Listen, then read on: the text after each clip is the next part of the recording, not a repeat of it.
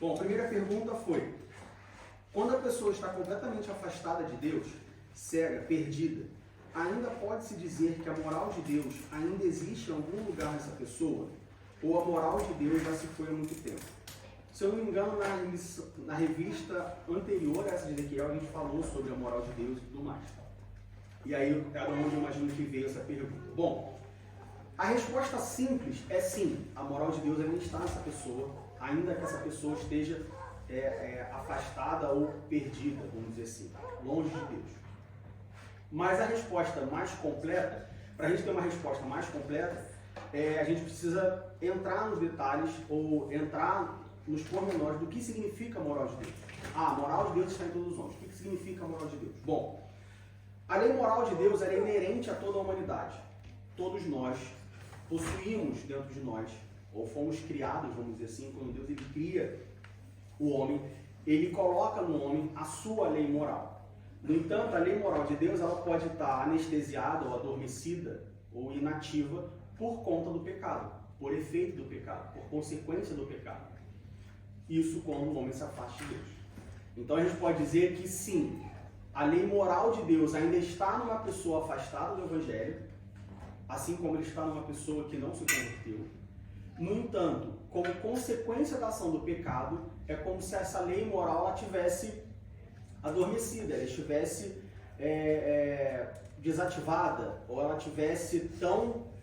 Porque a pessoa está tão longe de Deus, ela não consegue ter...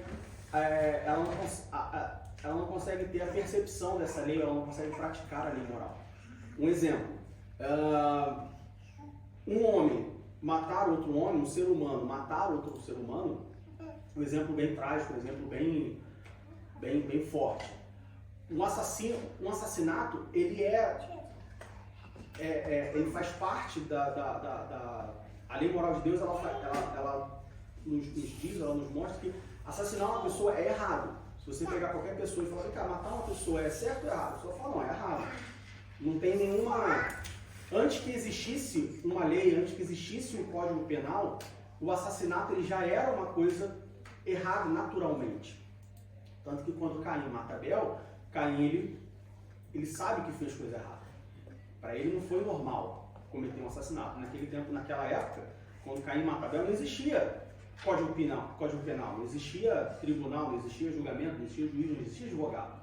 Então é uma coisa que é inerente à natureza humana. No entanto, quando uma pessoa está afastada de Deus, e aí de novo, o afastado de Deus não significa exatamente desviado da igreja, vamos dizer assim, mas afastado de Deus no sentido espiritual, seja porque não se converteu ainda, ou seja porque se converteu e depois se desviou, o afastamento de Deus faz com que a lei moral esteja, de certa forma, adormecida, de certa forma, não produza esses efeitos. E aí, matar uma pessoa passa a ser uma coisa normal, passa a ser uma coisa não normal ou comum, mas uma coisa que não causa arrependimento, não causa dor.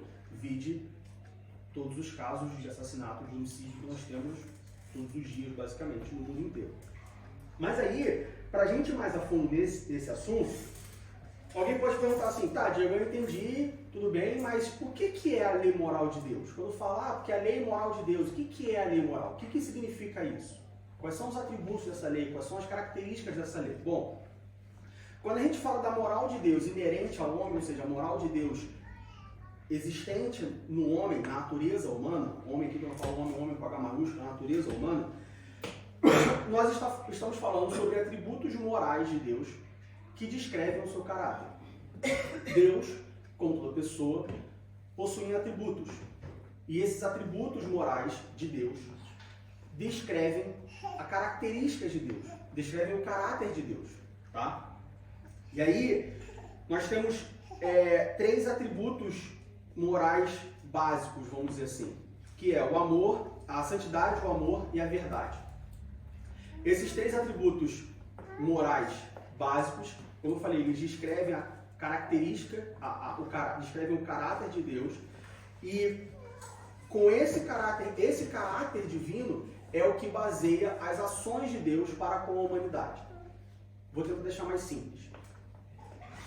Deus, como um ser, como um indivíduo, ele possui atributos morais que descrevem o seu caráter. E baseado nesse caráter, ele toma as ações para com a humanidade. Ou seja, tudo que Deus faz, toda a ação de Deus para conosco, para com os homens, são baseados ou regidos pelo seu caráter. E o seu caráter é baseado ou possui esses atributos morais. Quais atributos? Fala. Pode falar, pode falar. Vai. Não, o que eu ia perguntar é o que você vai falar agora. Quais são os atributos? Os três. Quais são os atributos? Nós temos 3 atributos básicos ou principais. O primeiro atributo é a santidade de Deus. Ou seja, o primeiro atributo de Deus, atributo moral de Deus, é a santidade. Deus, ele é santo.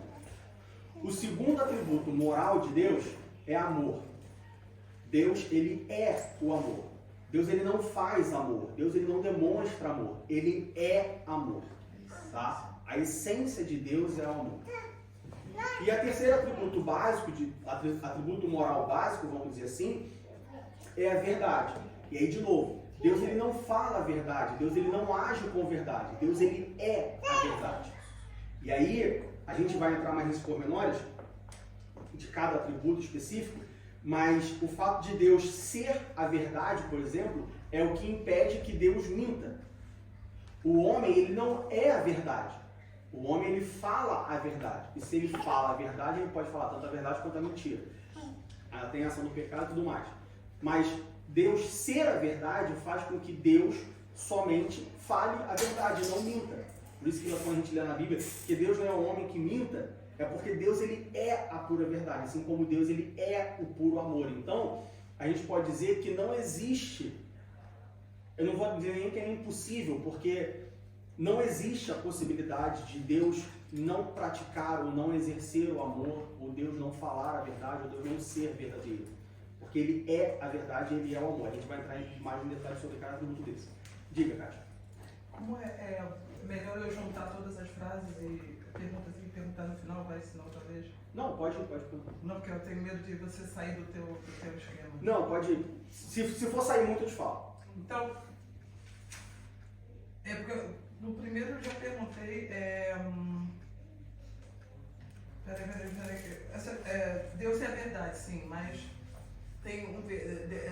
Deus tem capítulos da Bíblia que Deus mudou o seu pensamento, né? Uhum. Ele ia para um lado e pensou, eu não sei exatamente, mas existem alguns capítulos que Deus mudou, não farei de tal maneira, farei de outra maneira.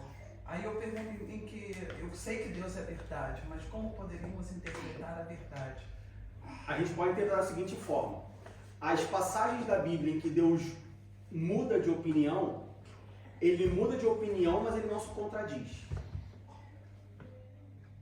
Tá? Por exemplo, o mundo era tão pecador que Deus foi lá e destruiu o mundo com Noé. Depois que ele destrói o mundo, a gente vê que Deus, ele de certa forma se arrepende e ele fala assim, não vou mais destruir o mundo.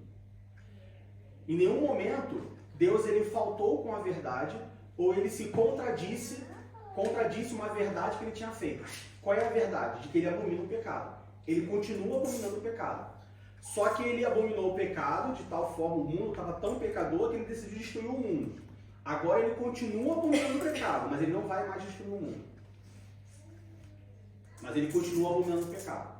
Então, quando a gente vê sobre esses atributos, os atributos morais de Deus, e a gente entende que esses atributos formam o caráter divino, e baseado nesse caráter, Deus age com a humanidade, apesar de Deus mudar de opinião, vamos dizer assim, em nenhum momento essa mudança de opinião se contradiz.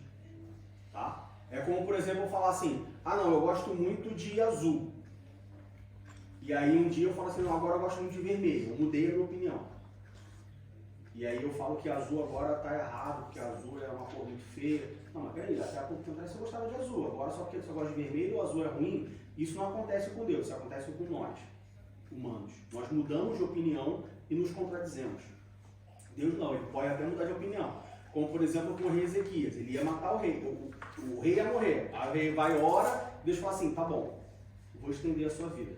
Mas isso não significa que ele se contradisse ou que ele mentiu. Outro ponto que eu coloquei você colocou sobre a questão do homicídio, né? Uhum. Porque tem vários aspectos, né? Tem o homicídio, quando estuda direito, de homicídio por você matou por amor, você matou por misericórdia, você matou por... Numa guerra, por exemplo, um país como se diz cristão, como os Estados Unidos, faz tantas guerras. E eu já vi vários pastores orando pelos pastores do exército americano. E isso eu acho que vai contra não matarás. Sim, de certa forma sim. Entendeu? Eu fico pensando em que parte. Às vezes, Então, quando a gente pensa no celestial, isso é fácil, mas no humano é complicado. Então, mas no humano, vamos supor, a casa do exército, um soldado, ele vai pra guerra, e aí, ou um policial no Rio de Janeiro, não preciso muito. Um policial no Rio de Janeiro vai subir a favela. Ou ele mata ou ele é morto, uma questão de sobrevivência. Tá? Mas o que a gente observa na prática, se você for conversar com essas pessoas, é que mesmo sendo uma questão de sobrevivência, ou eu mato ou eu morro, mesmo matar fazendo parte De um grupo. da descrição do trabalho dele, ele tem que fazer isso em algum momento, de certa forma, um soldado, enfim. Mesmo tendo essa consciência, ainda assim afeta dentro dele alguma coisa. A gente poderia dizer, de certa forma, que nenhum ser humano mata outro ser humano e fica ok com isso. Que fere a moral dentro dele. Porque fere a moral dentro dele. Tudo bem, a pessoa pode ficar bem com isso, a pessoa mata o primeiro ela sofre, o segundo ela sofre um pouco menos, depois do 10º é só mais um na conta e por aí vai. E aí a gente tem essas implicações, tem gente que sofre até hoje. O que mais tem nos Estados Unidos, por exemplo, são militares que voltam das operações, que saem do exército e acaba a vida. A pessoa está completamente destruída por dentro, psicologicamente. Principalmente, principalmente quando a gente pergunta, estão botando que para eles fazerem, assim como foi no exército dos nazistas, eles sempre davam droga, bebida, porque a pessoa, você não vai matar alguém porque o outro não me fez nada. Então, assim, moralmente, dentro da pessoa, nós, seres humanos, nós entendemos que isso é errado de alguma forma. Não é uma coisa natural. Como, por exemplo, comer. Agora, se você for, de forma natural, de forma instintiva, você matar um animal para você comer, isso é uma coisa que soa natural. Assim, hoje, no mundo moderno, não, porque você está matando um animal, isso aqui, assim, todas as ideologias por aí. Mas, de forma natural, de forma primitiva, vamos dizer assim, você matar um animal para você comer não é errado. Assim, não tem, ou pelo menos não passa o senso de errado, da mesma forma como matar um ser humano. Ah, claro, é diferente. É diferente. Na verdade, tem uma outra questão aí, que hoje em dia, como há toda essa indústria que nos entrega a carne pronta, por assim dizer, aí a maioria das pessoas não está mais acostumada a ter que ir lá pegar uma galinha e matar a galinha. Sim. Pegar Mas se você pegar 40, 50 anos no interior, é uma coisa mais simples do mundo. Você pegar uma galinha, cortar o pescoço e matar. Mas é a mesma conexão com a guerra, porque na guerra é a mesma coisa. Todo mundo ia pra guerra, até, tipo, sei lá, antes da Guerra Mundial, até 1800 e tudo mais, todo mundo ia pra guerra. Agora a guerra pra gente é uma coisa que você vê na TV. É desconectado da gente, a gente não consegue entender que alguém tá, tipo, matando outro ser humano, parece que é uma coisa distante. Mas a coisa da moral é diferente nesse caso, né? Não, é diferente, não. Mas o que eu tô falando é que a questão que o Diego falou no começo, a pessoa que mata, a moral dela se afasta de Deus. E aí o que acontece é quando essa pessoa começa a ser inserida na sociedade, meio que a moral, ela tá tentando se tornar para Deus e aquilo vem, o peso daquilo vem e fala assim, talvez fizesse sentido naquela situação, mas mesmo assim não é uma coisa correta, porque você se depara quando você se aproxima de Deus de novo. E aí entra em conflito e aí surgem todos os problemas. Claro, é a ponte, né? Diga, Fran. Na época primitiva e também na roça, hoje em dia, assim, as pessoas elas não matam os animais assim, né? Por matar. Elas não matam De os animais. crueldade, né? Exato, elas matam pra comer mesmo. Não é muito também, né? E exatamente. Você vai Então, só assim, naquele dia.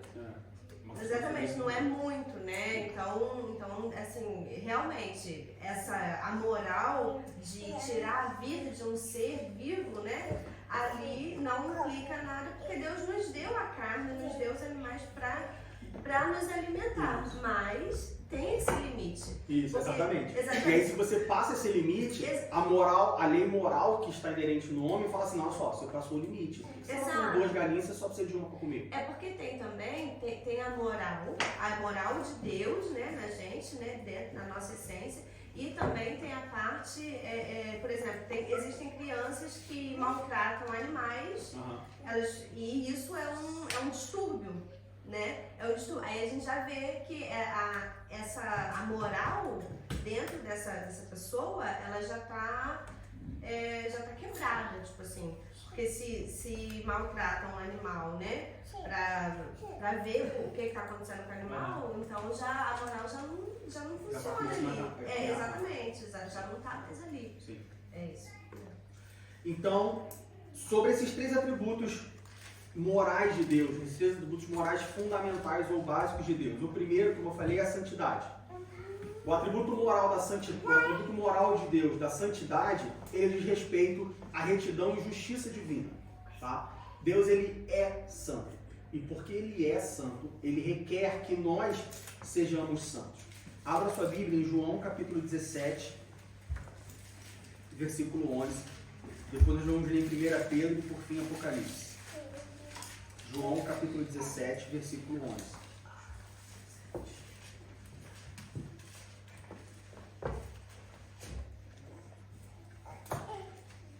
E eu já não estou mais no mundo, mas eles estão no mundo, e eu vou para ti. Pai Santo, guarda em teu nome aqueles que me deste, para que sejam um, assim como nós. Então aqui nós vemos Jesus orando a Deus, e ele fala, Pai Santo. Jesus ele reconhece que Deus é santo. Tá? 1 Pedro capítulo 1, versículos 15 e 16. 1 Pedro 1, 15 e 16. Mas como é santo aquele que vos chamou, sede vós também santos em toda a vossa maneira de viver, porque escrito está, sede santos, porque eu sou santo. Então aqui nós vemos os 2 pontos. Deus falando, Pedro está citando Deus falando, olha, seja santo porque eu sou santo. E Pedro falando, porque ele é santo, então nós temos que ser santo em toda a nossa maneira de viver. Por que em toda a maneira de viver? Porque Deus é exigente? Sim, porque ele é exigente, e ele é exigente porque ele é santo. Então, se ele é santo no seu total, na sua plenitude, ele exige que nós também sejamos santos em toda a nossa maneira de viver. Ah, mas eu não vou conseguir ser santo 100% em tudo. E ele sabe disso, mas ele precisa, ou ele requer, que nós tentemos. Eu sei que eu não vou conseguir, mas eu tenho que fazer o máximo possível. Eu não posso me falar assim, não, eu só não vou conseguir ser santo no meu trabalho, então esses são os termos do acordo. Deus, olha só, no trabalho eu não consigo. Deus fala assim, só não me interessa, eu quero que você seja no seu trabalho também. Se você escorregar aqui, escorregar ali, aí a gente sempre conversa, mas você tem que ser santo em toda a maneira de viver. E por fim, Apocalipse capítulo 15, versos 3 e 4. Apocalipse 15, versos 3 e 4. Que diz, e cantava o cântico de Moisés, servo de Deus, e o cântico do Cordeiro, dizendo, grandes e maravilhosas são as tuas obras, Senhor, Deus Todo-Poderoso. Justos e verdadeiros são os teus caminhos, ó Rei dos Santos.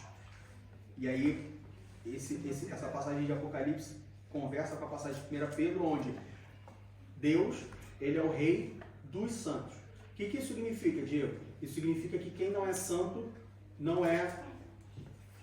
Como é que é o nome? Não é súdito de Deus. Porque ele é Rei dos Santos. O Rei da Espanha, ele é o Rei dos espanhóis. Eu, como brasileiro, não sou súdito do Rei da Espanha. O Rei da Inglaterra, ele é súdito dos ingleses, dos britânicos, na verdade. Então, o americano não é súdito do Rei dos britânicos, ele é Rei dos britânicos. Deus, ele é o Rei dos santos. Somente quem é santo é súdito do Rei dos santos, de Deus. Poxa, mas né, a porta estreita e o caminho apertado ficou mais apertado ainda. Mas o caminho apertado não significa que ele é largo, é realmente apertado. Fala. Tá. Então, Deus, ele é santo. Em Deus não habita mal. E aí isso responde a pergunta que as pessoas falam, que é, se Deus é bom, por que Deus criou o mal? Essa pergunta não tem resposta. Mas como assim essa pergunta tem resposta? Ela não tem resposta porque ela não faz sentido, essa pergunta. Porque Deus, ele não criou o mal em nenhum momento. Deus não foi lá e falou, não, só criei o bem criei o mal. Não, Deus não criou o mal. Então, não, essa pergunta ela não existe. É a mesma coisa que eu perguntar, não sei nem o que perguntar mais. Não existe essa pergunta. Porque Deus ele não criou o mal. Então, como que o mal existe? O mal existe pela ausência do bem. O mal existe pela ausência de Deus. E não porque ele foi criado de alguma forma. Quanto mais longe nós estamos de Deus, mais vazios de Deus nós estamos. E aí, como a gente já falou aqui mais de uma vez, não existe pessoa vazia, não existe copo vazio espiritualmente falando.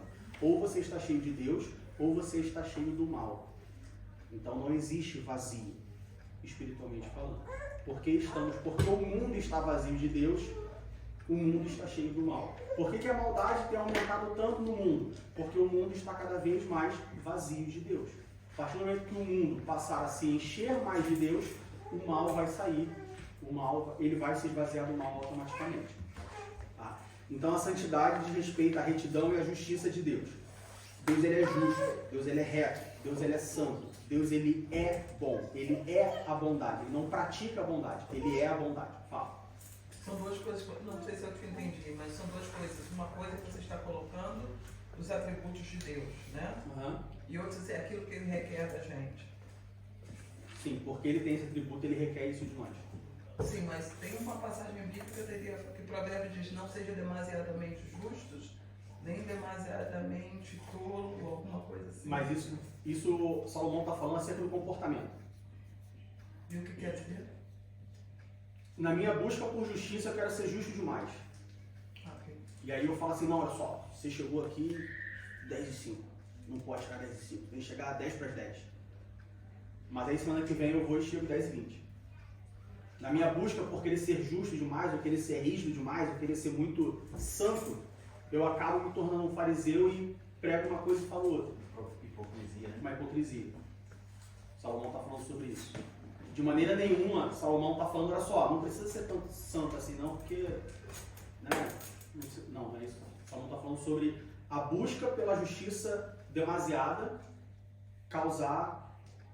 É aquela coisa de todo fardo pesado para os outros. Você busca de tal maneira, faz a porta tão estreita que o outro nem passa. Tipo assim, tem que chegar a 10, quem não chegar a 10 horas e...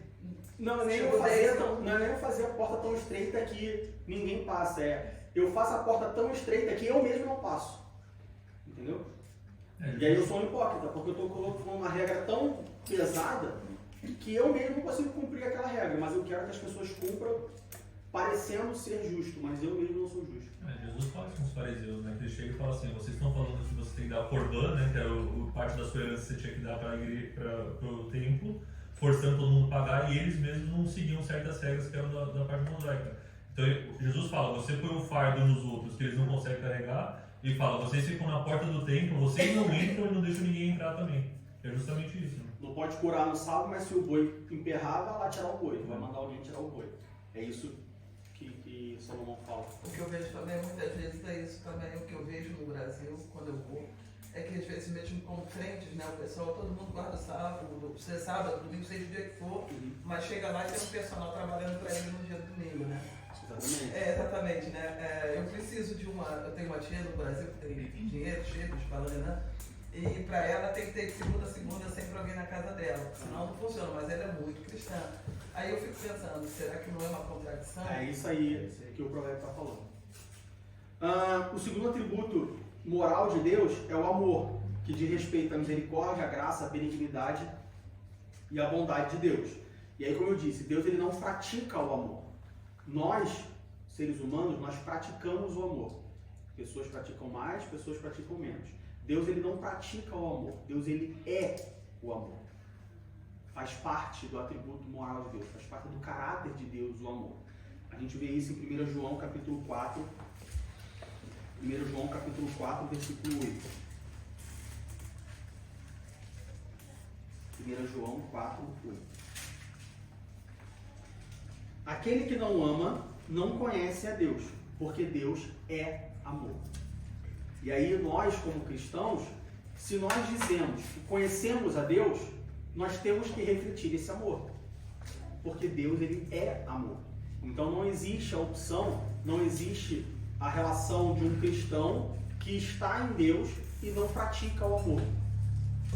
É como, por exemplo, vamos supor que, sei lá, lá em casa, por exemplo, eu gosto muito de carne. Fabiana gosta muito de carne. Os nossos filhos, eles vão gostar, eles vão comer carne. Eles vão ser acostumados assim, porque nós comemos e eles vão comer também. Está ali, está criado todos os dias. A comida é essa. De uma certa forma, fazendo uma analogia com a nossa relação com Deus, se Deus ele é amor e nós dizemos que estamos em Deus, então nós temos que resplandecer esse amor, nós temos que refletir esse amor, nós temos que praticar esse amor. Nós não vamos ser amor, porque isso é um atributo único de Deus. Por conta do pecado, nós não podemos ser amor, mas nós temos que refletir esse amor o máximo possível. Então, como João diz assim, diz aqui, se alguém não ama, essa pessoa não conhece a Deus. Não existe conhecer a Deus e não amar. Tá? E o terceiro atributo fundamental, atributo moral fundamental de Deus é a verdade, que diz respeito à veracidade da palavra de Deus, a veracidade de Deus, ou seja, a forma como ele trata sempre com verdade. Deus não conta mentiras, Deus não age na mentira, Deus não faz nada escondido, Deus não faz nada mascarado, Deus não faz nada nas sombras, é sempre às claras. E diz respeito também à fidelidade de Deus. Quando nós olhamos para a Bíblia, nós temos milhares de exemplos na Bíblia onde nós vemos que Deus ele é fiel. E ele é fiel porque ele é, e não porque alguma coisa aconteceu. E aí ele, não, agora eu sou fiel, agora eu não sou. Não, Deus ele é fiel. A partir do momento que você aceita, vamos dizer assim, a fidelidade de Deus, a partir do momento que você chega para Deus e fala assim, não, Deus, eu vou ser fiel contigo, ele automaticamente vai ser fiel com você. A gente vê isso, João capítulo 3, versículo 33, Deuteronômio 7, 9. João 3, 33. João 3, 33.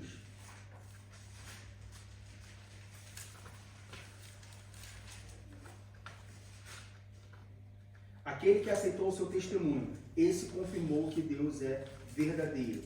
E é que verdadeiro não só que Deus é verdadeiro porque ele existe, mas Deus ele é verdadeiro porque ele fala a verdade. A sua palavra é a verdade.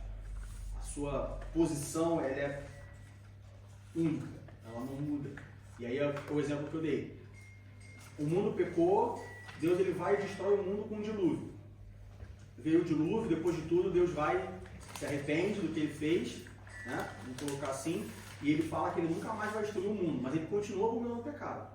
Ele continua trazendo juízo sobre os pecadores, de uma forma diferente. Agora a gente pode dizer de uma forma mais individual, ele não vai acabar com o mundo e matar 7 bilhões de pessoas de uma vez só, mas ele continua abominando o pecado, ele continua julgando, vamos dizer assim, ou trazendo juízo sobre os pecadores, ou vai trazer juízo sobre os pecadores no juízo final.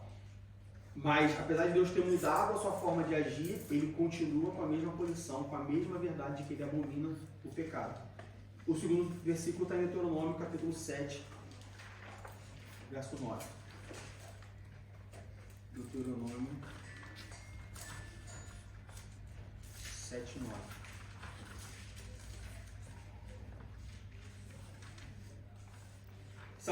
Saberás, pois, que o Senhor teu Deus é Deus, o Deus fiel, que guarda o conserto e a misericórdia até 1000 gerações aos que o amam e guardam os seus mandamentos.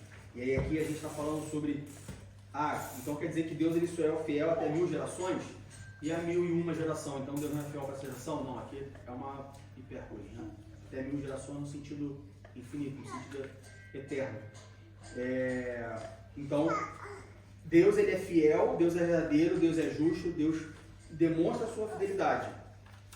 Ele guarda o seu conserto, ou seja, ele guarda a sua aliança, ele guarda o seu acordo e a sua misericórdia. Mas aí tem um finalzinho do versículo 9 que diz, aos que o amam e guardam os seus mandamentos. Então, assim, Deus ele é fiel com aqueles que amam e guardam os mandamentos, ou seja, aqueles que estão próximos dele. Quem está longe, ele não pode ser fiel com quem está longe, justamente porque ele é verdadeiro. E essa verdade, como atributo moral de Deus, ela fala também da justiça. O fato de Deus ser verdadeiro faz com que ele também seja justo. Por isso que Deus é o justo juiz, porque ele é a verdade. Então ele não pode, mas com fulano de tal eu vou pegar mais leve porque ele serviu mais tempo do que Beltrano, que serviu menos tempo, então eu vou pegar mais leve com um, assim como a gente faz. O mundo, nós como seres humanos, até mesmo dentro da igreja, às vezes a gente tem 2 pesos e 2 medidas. Às vezes não, muitas vezes nós tratamos com 2 pesos e 2 medidas. Seja porque você tem um relacionamento mais pessoal com um do que com o outro, ou porque um tem mais tempo de igreja do que com o outro, ou porque um é mais simpático do que o outro, e você acaba tratando as pessoas de forma diferente. Deus não.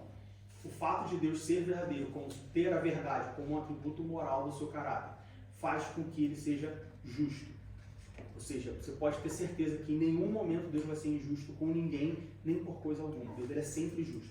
Por mais que a justiça de Deus possa parecer leve ou pesada. Por que Deus fez isso com um? É pesado demais. Não foi tão grave o pecado dele. Por que Deus pegou tão leve com outros? O pecado dele foi muito grave. Você pode ter certeza que foi justo. O fato é justo. Cada um tem a sua medida, Deus trata diferente de cada um. Então por mais que pareça injusto, você pode ter certeza que o tratamento de Deus para com o homem, ele é sempre justo. Tá? O que acontece é nós, com o nosso egocentrismo, com o nosso egoísmo, com a nossa inveja, a gente enxerga a injustiça no tratamento de Deus. Mas é por conta de nós, seres humanos, que somos invejosos, egoístas, egocêntricos. Mas Deus, ele sempre trata com justiça. Quer falar uma coisa, Cátia?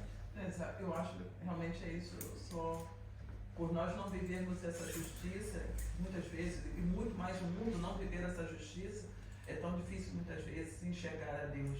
Porque você quer ver nos parâmetros humanos, você quer ver a justiça agora. Sim. Quando recebemos ou sofremos uma injustiça e nós não vemos por que aconteceu isso ou aquilo, porque a palavra de Deus muitas vezes diz assim, né, que o ímpio será como a videira, né? Subirá rápido e vai cair. Você fica pensando, mas quando é que vai acontecer? Já faz 2 semanas, já faz 1 ano, e no entanto fulano ainda está lá, ainda continua regendo, ainda continua isso. A gente não vê a justiça. Então, às vezes, muitas vezes a gente se frustra. Isso. A gente tem que olhar de outra perspectiva, sair do egocêntrico e olhar. Exatamente. E aí, para a gente entrar sobre essa moral de Deus no homem, como que isso se aplica, a gente precisa deixar bem claro que a santidade, o amor e a verdade, ela tem uma ordem a ser seguida. E essa ordem não pode ser quebrada. Ou seja, quando eu olho para Deus, eu não posso colocar a verdade de Deus acima da santidade. Ou a verdade acima do amor. Ou o amor acima da santidade. Existe uma ordem. Primeiro Deus é santo. Depois Deus é amor.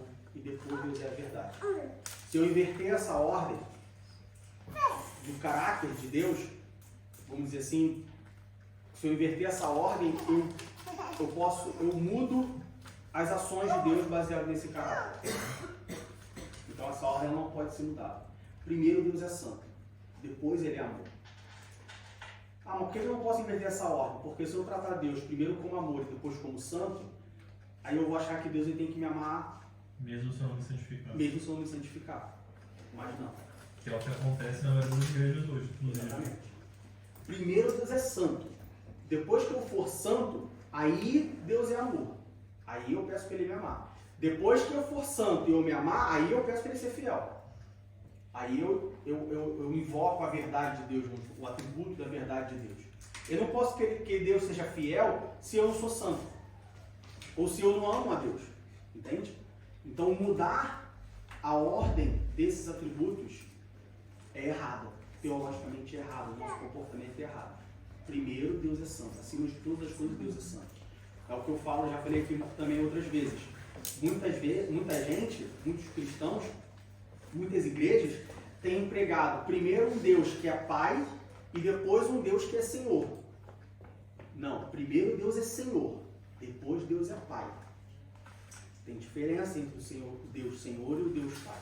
Muita gente só quer o Deus Pai e rejeita o Deus Senhor. Mas primeiro você aceita o Deus Senhor e depois você aceita o Deus Pai. Então essa ordem não pode ser quebrada. Santidade, amor e verdade. 3 atributos morais fundamentais de Deus.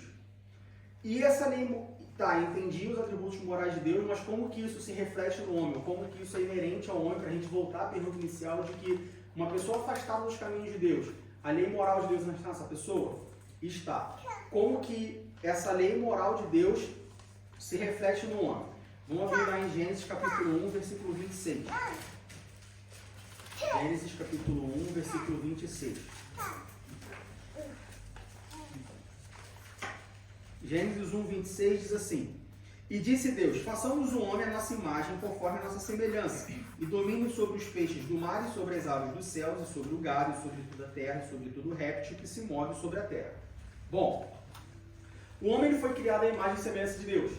Isso faz com que o homem seja parecidos em parte com Deus. Nós não somos iguais a Deus, nós somos parecidos com Deus. E é nessa semelhança em que Deus coloca em nós os atributos morais, a lei moral dele. Tá? Então a gente pode dizer que assim como Deus ele é santo, amoroso e verdadeiro, ele coloca nos homens a sua lei moral na nossa criação e de certa forma, originalmente ou primariamente, primitivamente, nós somos santos, amorosos e verdadeiros. No entanto, tem um fator extra aí, tem uma variável que entrou no meio do caminho, que entrou no homem, mas não entrou em Deus, que é o pecado. O homem escolheu o pecado. E a ação do pecado manchou esses atributos, ou desviou essas características, desviou esses atributos. Então, quando a gente vai lá para o capítulo 3, que o homem ele peca, esses atributos que Deus coloca no homem, na sua criação, eles são manchados, eles são afetados. Como que a gente vê isso? Romanos capítulo 3, do versículo 9 ao versículo 12. Romanos 3, do 9 ao 12.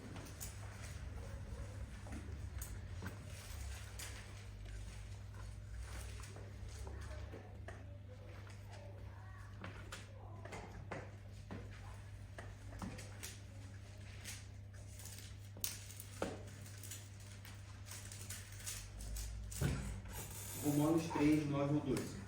Diz assim: Pois que somos nós mais excelentes de maneira nenhuma. Pois já antes demonstramos que tanto os judeus como os gregos, todos estão debaixo do pecado. Como está escrito, não há um justo, nenhum sequer.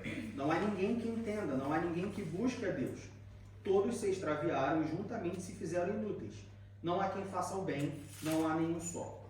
Então a gente vê que quando Deus ele cria o homem à sua imagem e semelhança, ele, lá em Gênesis capítulo 2, versículo 7, a gente vê que Deus ele coloca o Espírito, ele sopra o Espírito no homem e faz ser vivente. Primeiro ele forma, depois ele sopra o Espírito e faz alma vivente. Então, na criação do homem, a gente vê um homem que contém espiritualidade. Só que aí, em Romanos capítulo 3, no versículo 11, diz: não há ninguém que entenda, não há ninguém que busque a Deus. Por conta do pecado, o homem ele perde a sua espiritualidade. Coisa que ele tinha quando ele foi criado. Em Gênesis capítulo 2, versículo 17, o que nós vemos? O homem peca, ele come do fruto da árvore do conhecimento do bem e do mal, e aí o que Deus faz? Deus ele tira o homem do jardim do Éden, coloca 2 anjos guardando no jardim, para quê? Para que o homem não coma o fruto da árvore da vida. Ou seja, o homem perde a imortalidade. E isso é muito interessante, porque isso nos mostra que no jardim do Éden você tinha a árvore da vida e você tinha a árvore do bem e do mal. O homem ele preferiu comer a árvore do bem e do mal do que comer a árvore da vida. Ou seja, o homem, de certa forma, ele rejeita a imortalidade por conta do pecado. Olha como que... Ele não proibiu a árvore da vida. Não proibiu. Ele proibiu a do conhecimento do bem e do mal. Se vocês voltarem lá para o capítulo 2, capítulo 3 de Gênesis, vocês vão ver isso. Deus ele não proibiu o homem de comer da árvore da vida.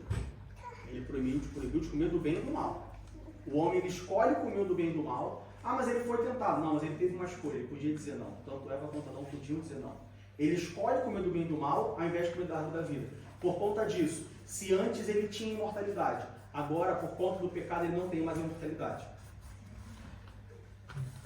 Uma outra coisa que o homem perdeu, a intelectualidade. Quando Deus ele cria o homem à sua imagem e semelhança, ele coloca no homem intelecto. O homem era tão inteligente que ele dava nome a todos os animais.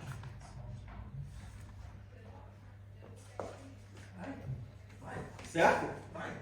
Deus ele cria o homem e ele dá toda a criação para o homem. E o homem era tão inteligente que ele nomeia todos os animais. Como assim ele nomeia tudo? Ele colocou o nome em todos os animais. Para você ver como que o homem tinha intelecto. Mas o homem perde isso. Romanos capítulo 3, no versículo 11 diz, não há ninguém que entenda. Poxa, mas hoje nós temos intelecto, hoje nós somos inteligentes. Nem uma fração do que nós éramos antes do pecado. O pecado acabou com essa intelectualidade. Acabou ou danificou? Acabou talvez não, né? Acabou no sentido de que Acabar se antes era 100, hoje é 0,000000001. E já é muito. Né? Que já é muito. O homem, antes do pecado, ele tinha uma capacidade de escolha.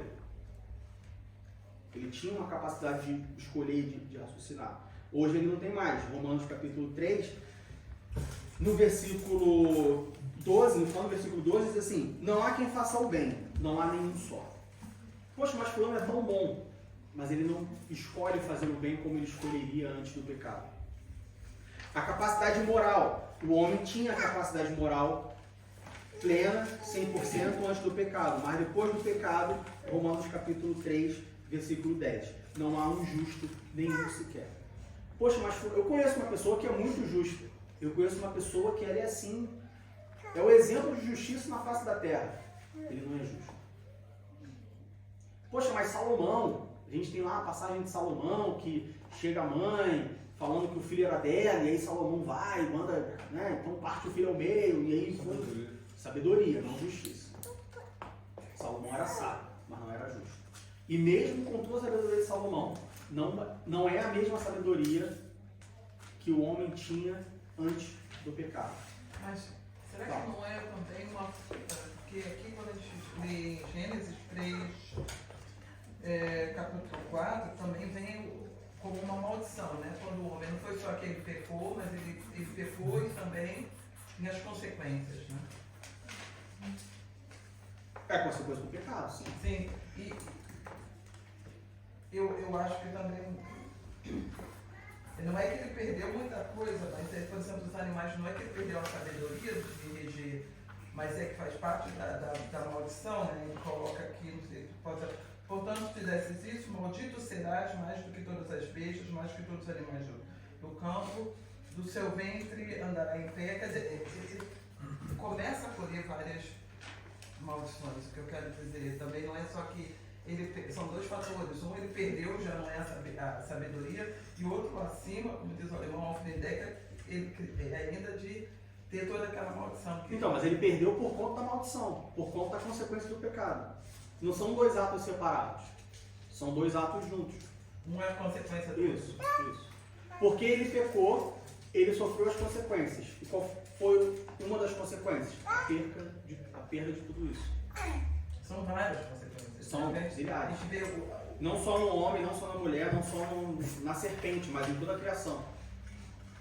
A Bíblia diz que toda a criação geme. Toda a criação foi afetada. Inclusive a criação que não teve parte nenhuma com isso. Ou seja, para você ver quão criminoso ou quão mal nós, como seres humanos, fomos. Mas aí você Até vê a criação que não teve parte nenhuma. Mas isso a gente vê hoje em dia, a gente vê, por exemplo, esse terremoto agora da Turquia, né? Você vê, quando um engenheiro não trabalha bem e não faz as coisas, a consequência, a gente viu isso também há muitos anos atrás, a gente que é do Rio, aconteceu na Barra da Tijuca, o pessoal começou a construir com areia, né? Que caiu, quer dizer, muitas vezes pagou o justo pelo não justo. Ali fala no 17, maldita é a terra por causa de ti. Não é só o homem que ficou. Não, foi tudo. E a mulher também, o teu desejo será por eles, quantas mulheres sofrem. Tá tudo bem, tá tudo bem até aí sobre a pessoa afastada de Deus ainda possuir a lei moral. Ela ainda possui, mesmo afastada de Deus, independente se ela é desviada ou se ela nunca foi salva, vamos dizer assim. o ser humano ele possui a lei moral de Deus, pronto. Só que essa lei moral ela pode estar adormecida, manchada, desativada por conta do pecado e da distância de Deus. Próxima pergunta. Hoje não se pode mais excluir alguém da igreja? Quais as consequências da disciplina se aplicadas atualmente? A resposta é depende. Tá? E aí eu vou responder baseado no Código Civil Brasileiro. O Código Civil Brasileiro, ele diz que a instituição religiosa, não necessariamente uma igreja, uma instituição religiosa, seja ela qual for, ela é livre para descrever regimentos e aplicar desligamentos ou penalidades baseadas na quebra desses regimentos. Ou seja, qualquer instituição religiosa, no nosso caso uma igreja cristã evangélica, ela pode chegar e falar assim, olha só, ninguém mais pode vir para a igreja com tênis branco. Faz uma assembleia, pessoal, olha só, estou propondo aqui que ninguém mais pode vir para a igreja com tênis branco. Tudo bem? A maioria aceitou? Aceitou. Bom, regimento interno da igreja, que a partir de agora ninguém mais pode usar tênis branco. Se vier tênis brancos uma vez, vai ficar um domingo suspenso. 2 vezes, 2 domingos suspensos. 3 vezes, essa pessoa vai ser excluída do rol de membros da igreja. Tudo bem? Tudo bem, pronto, acabou. Isso pode ser feito, claro, o exemplo esdrúxulo, mas isso pode ser feito, isso pode ser aplicado. No entanto, a aplicação dessa penalidade, a implicação desse desligamento, ou seja, da exclusão de alguém, não da igreja, mas do rol de membro da igreja, ela não pode causar ou incorrer numa responsabilidade civil ou penal. Diego, viajei aqui.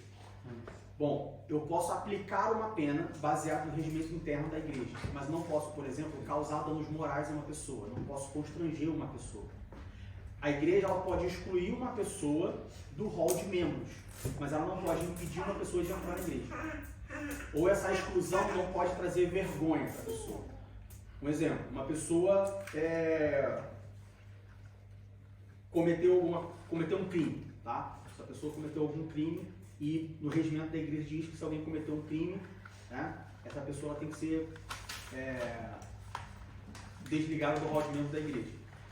Esse desligamento eu não posso chegar e falar, ó, domingo de ceia, por exemplo, a igreja está lotada, eu chamo a pessoa aqui na foto, tá vendo esse irmão aqui, ó, cometeu um crime, ele fez isso, isso e isso, e aí por causa disso, a partir de hoje, ele está fora do rol de membro da igreja. Entendeu aí, irmão? Você cometeu esse crime, você não podia fazer isso e tal, não sei o quê, então a partir de hoje, você não faz mais parte, eu não posso fazer isso, eu estou constrangendo a pessoa. Se essa pessoa entrar na justiça contra a igreja, ela ganha o processo da igreja, ela tem que ser admitida como no rol de membro. Digo. Mas e como que essa votação, então? Seria uma votação dentro do Votação rol? para quê? Para excluir essa pessoa? Uhum. Ou não tem votação? Não tem votação para excluir. Ah, ok. Então, Porque as bases da exclusão já constam no regimento interno da igreja. Ah, Quem entendi. exclui? Hã? E quem exclui? Quem exclui é a igreja. Quem é a igreja? A Isso direção da porque- igreja.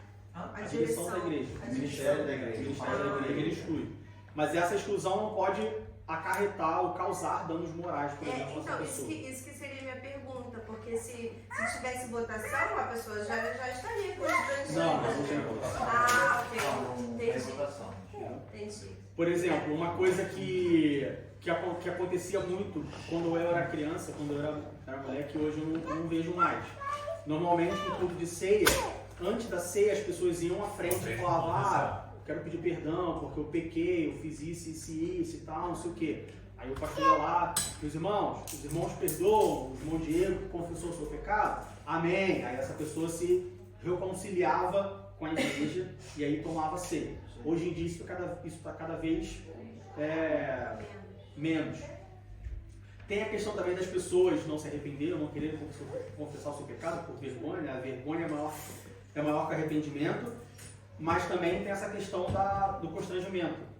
O pastor, uma igreja, não pode obrigar a pessoa a fazer isso para se reconciliar com a igreja. Porque no que a pessoa faz isso, ela pode se sentir constrangida. E aí, se a pessoa entrar num processo judicial contra a igreja, ela ganha. No entanto, no Brasil, o Ministério Público, vamos dizer assim, no Brasil, o Estado, ele não intervém arbitrariamente na igreja. Olha só, isso você não pode fazer, porque a igreja ela é uma instituição que tem as suas próprias regras, tá? Mas o Estado ele ampara caso uma pessoa se sinta afetada ou tenha sua imagem danificada por conta de uma atitude da igreja. E aí sim o Estado ele não intervém, mas ele julga. Fala, né? Na época que eu era pequena, que era na igreja, não tinha isso, né? Porque eles davam disciplina e tiravam da igreja. Eu Não tinha diria esse que... negócio assim de vai lá e entra na justiça se você. Não, né? Mas foi Antes com a era assim, reforma. né? Foi com a reforma do Código Foi a Civil. reforma. E antes não tinha, Alguns né? anos atrás que começou Né? isso. E eu diria também que antigamente o crente ele era mais responsável sobre as suas ações. Então, se o crente ele cometesse alguma coisa e por causa disso ele fosse disciplinado, ele não ia falar, porque eu fui disciplinado injustamente. Não, Fica quietinho no banco. ele reconhecia, não, realmente eu errei. Havia mais temor, né? Havia mais temor. Exatamente. E o crente sabia as regras. Sabia. Sabia o que... Mas Hoje ele desafia, hoje ele fala assim, não, vou fazer mesmo, o pastor vai fazer o que comigo? E aí quando o pastor faz, aí fala mal do pastor, aí fala mal da liderança, aí sai e abre outra igreja. Entendeu? Antigamente as pessoas tinham mais temor e aceitavam a correção, porque a correção é bíblica. Mas a correção muitas vezes não era assim, simplesmente aquela coisa de cola o nome da pessoa na porta, você não pode entrar, né? Era outro, né? Pelo que eu entendo, a pessoa não podia mais participar das coisas da igreja. Normalmente não tomava cedo durante um tempo, se Exatamente, tivesse um carro, mas era- perdia esse carro, e por aí vai. Mas tinha um objetivo, que era que a pessoa se arrependesse Sim. e não é tipo assim, Um período de o fulano fúria. está fazendo muito problema. Não, vamos não é botar ele pra arbitrário, não é fora. arbitrário. Não é. É pra corrigir, né? Deixa só o Luiz falar primeiro. Acho que era de cura também, né? Não era só isso. Mas acho que também tem um ponto, eu acho que não é só a mudança do corpo, mas eu acho que a gente vive numa sociedade que é um pouco mais individualizada ainda. Então as pessoas vão para a igreja, acham que a igreja é o caminho. Sim. O que essa igreja vai fazer por mim? Ah, A mensagem não foi boa para mim. Então a pessoa acha que ela se sente no direito de falar assim, não, mas eu acho que é errado. Nossa, é absurdo. A pessoa canta tão bem, a gente botar ela sentada no banco e tal. É tudo pelo indivíduo, mas a gente esquece que é um corpo. E se tem uma parte do corpo que está doente, você tem que isolar aquilo, tem que tratar aquilo até que aquilo fique curado e possa voltar a ser parte do corpo. exatamente. E aí tem parte do corpo que não fica doente que não tem como tratar, que é o que acontece no corpo de qualquer pessoa, tem que Você isolar. exclui. Sim, mas Exatamente. botar pra fora não é deixar o cara Não. olhar por ele, conversar com ele, tentar à medida que ele quer, né? Não, é que tem a disciplina, que é uma questão. Paulo falava isso desde aquela época. Você repreende uma, duas vezes e se tipo, não tiver como se a pessoa não mudar, você tem que excluir. Se você pensar para a perspectiva do corpo, é isso. A pessoa tá lá, vamos supor, está aqui na igreja. Aí tem um irmão que você fica falando assim, não, mas eu acho que o Diego tá falando essas coisas aí, mas não tá. Sempre. Aí descobre, ó, seguinte, irmão. Não é assim, se tiver alguma coisa, uma questão, você pode levantar aqui no fórum comum, mas não fica fazendo, você tá criando um fermento na igreja. Fala uma, fala duas, não deu. Não tem como a pessoa não quer mudar para arrepender, você tem que cortar. Tem que A analogia do corpo é perfeita. É. Existem doenças, existem feridas que você tem que cortar o membro fora. Granulou, né? Granulou, Para confirmar o que o irmão Luiz está falando, em 1 Coríntios capítulo 5, versículos 6 e 7, o apóstolo Paulo fala assim, ele tá exortando a igreja e repreendendo a igreja por conta desse nosso assunto aqui. Ele está falando, ó, não é boa a vossa jactância. Não sabeis que um pouco de fermento faz levedar toda a massa? Aí ele fala, ó, alimpai-vos, pois, do fermento velho. Quem? Os irmãos que têm problema. Toda essa história que a gente está falando aqui, ó. Para que sejais uma nova massa. Aí entra o que a gente falou. Não é excluir e jogar para fora, mas é exortá-lo, discipliná-lo para que ele se torne uma nova massa. Entende? Aí ele fala aqui, ó. Assim como estáis sem fermento. Porque Cristo, nossa Páscoa, foi sacrificado por nós. Então, é o que o apóstolo Paulo está falando, como o Luiz está falando, né? A gente não vai, a igreja em si, não vai pegar e falar, você está proibido de entrar aqui, você que morra lá para fora. Não, isso não é o papel da igreja. Mas é o papel da igreja chamar ele num canto e falar, olha só, se você é o porteiro da igreja, agora você não vai ser mais o porteiro da igreja, você vai sentar, você vai ficar aqui 4 meses em disciplina, e você tem que estar presente nos cultos, você não pode faltar. Por exemplo, eu da onde eu venho, a gente foi ensinado assim, a disciplina, se você entrou em disciplina aí mesmo, você não pode faltar o culto. Então não faz sentido Você tem que estar em todos os cultos, seja meio de semana, domingo, você tem que estar em todos. Então você vai vir, você vai ver, assistir o culto, tudo, você não vai participar das tarefas, das funções.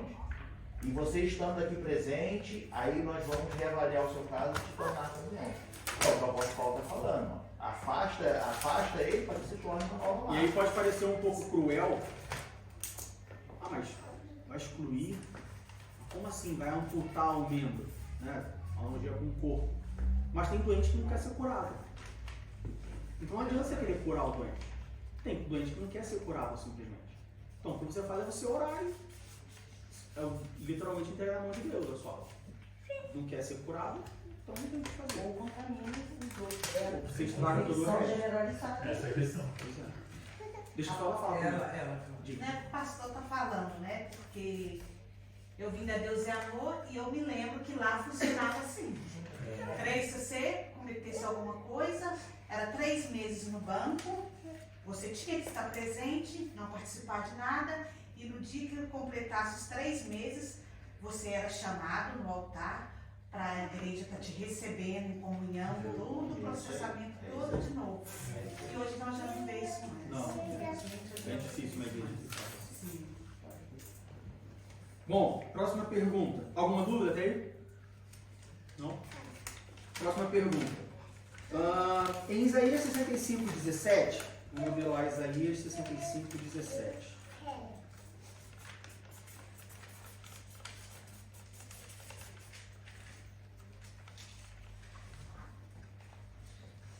Porque eis que eu crio céus novos e nova terra, e não haverá lembrança das coisas passadas, nem mais se recordarão. Em Isaías 65:17 diz que não teremos memória das coisas que vivemos na terra. Porque muitos pregam, louvam e falam que irão ver Moisés, Isaque e Jacó. Saberemos que Isaque é o Isaque, filho de Abraão? Bom, isso é um dos grandes mistérios da Bíblia. Tá? A Bíblia nos dá base para crer. A Bíblia, aqui, como diz que, né, não se recordarão mais, versículo 17, não haverá lembrança das coisas passadas, nem mais se recordarão. Por outro lado, a Bíblia nos dá base para crer que nós vamos ter memória, sim, de algumas coisas. Vamos ler 3 passagens. Primeiro, Mateus capítulo 8, do verso 5 ao verso 11. Mateus 8, do 5 ao 11. É a passagem do cinturão de Cafarnaum. E aí no versículo 11, mais especificamente, diz assim: mas eu vos digo, Jesus falando, mas eu vos digo que muitos virão do Oriente e do Ocidente e assentar-se-ão à mesa com Abraão, Isaque e Jacó no reino dos céus. Mateus capítulo 17, versos 3 e 4. 17, 3 e 4. No Monte da Transfiguração, Pedro diz assim, versículo 3 e 4, eis que desapareceram Moisés e Elias falando com ele. E Pedro, versículo 4, e Pedro, tomando a palavra, disse a Jesus: Senhor, bom é estarmos aqui, se queres, façamos aqui 3 tabernáculos, um para ti, um para Moisés e um para Elias. E por fim, Lucas capítulo 16, Lucas 16,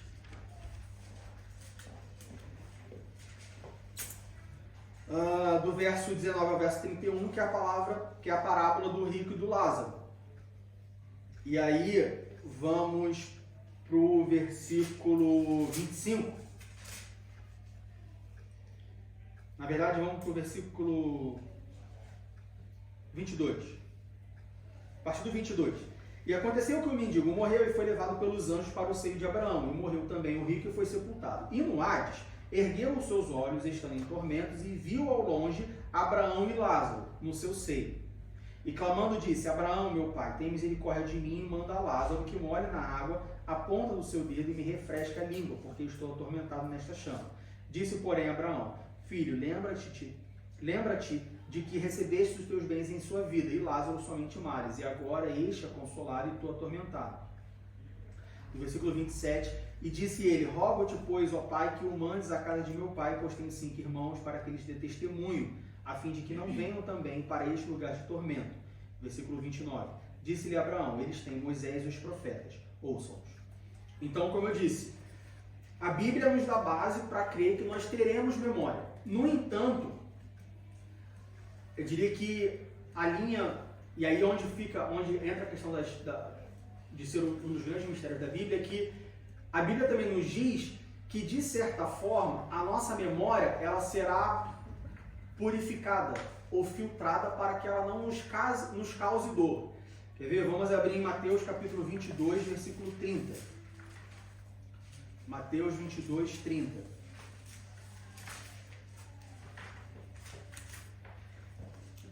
Porque na ressurreição nem casam nem são dados em casamento, mas serão como os anjos do céu.